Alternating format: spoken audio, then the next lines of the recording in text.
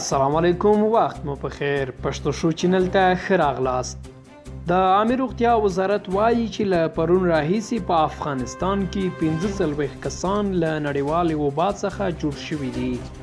د عامه روغتیا وزارت ویان وحید الله معیار وایي چې په تیرو 24 ساعتونو کې 46 کسان نوي په دې وایروس اخته شوي دي او همداراز 45 کسان بیا روغ شوي دي. په تازه مثبتو پیښو کې په کابل کې 26، کندهار کې 15، بلخ کې 6، کندوز او هرات کې 5، هلمند کې 4، لغمان کې 3 او ننګرهار او کونړ کې یو کس په نړیوالې وبا اخته شوي دي. د 16 تازه مثبتو پیښو ثبتېدو سره په افغانستان کې د ناروغانو شمیر 906 ته ورسېده.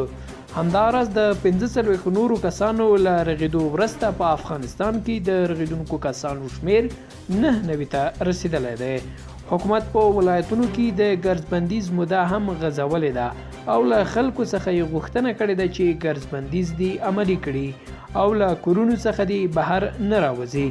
همداراز حکومت وایي چې له غریبو او بېوزلو خلکو سره مرستې هم کوي، خو په شتمنو خلکو یې هم غږ کړی دی چې په خپلو سیمو کې دې له غریبو او بېوزلو خلکو سره په دې سخت وخت کې خپلې مرستې وکړي او یو بل ته دې لاس ورکړي ترڅو افغانستان له دې بحران څخه وباسو.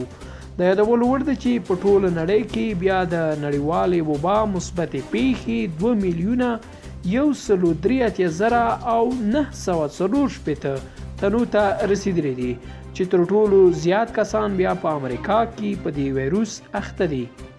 قدرمنو دوستانو، هغه څه چې د رسنیو له لارې د عامه روغتیا وزارت د سپارښتنو او همداشان د هغو د نصیحتونو کوم چې د رسنیو له لارې وړاندې کیږي هغه باید په ځان باندې تطبیق کړو ترڅو وکولی شو د خپل ځان او د نورو ژوند وژغورو او دغې نړیوالې وبا څخه خلاصون ومومو.